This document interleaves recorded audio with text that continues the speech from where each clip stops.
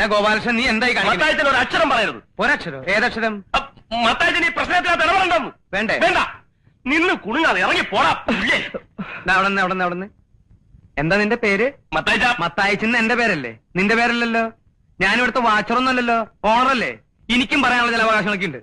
രാമകൃഷ്ണ, ആ പെട്ടിയോടെ രാമകൃഷ്ണല്ല, ബാലകൃഷ്ണൻ. എന്ത് കൃഷ്ണങ്കിലാവട്ടെ, ഇതൊക്കെ അകത്തോണ്ട് സാധ്യമല്ല.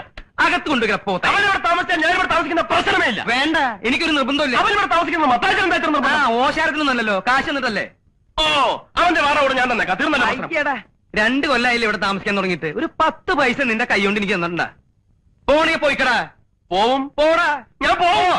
ഞാൻ പോവാ. പോണില്ലേ? പോണില്ലേന്ന്? ഇല്ല, പോണില്ല. എന്നിട്ട് ഞാൻ കാശ് തരാൻ പറ്റിച്ചു പോയെന്ന് നാട്ടുകാരോട് പറഞ്ഞു നടക്കാനില്ലേ? 2 കൊല്ലത്തെ വാടക തികച്ചു തന്നിട്ടേ ഞാൻ പോകുന്നുള്ളൂ. അപ്പൊ നീ ഒരിക്കലും ഇവിടുന്ന് പോവില്ല അല്ലേ? സത്യത്തില് നിനക്ക് പോക്കറ്റടി ഉണ്ടാ?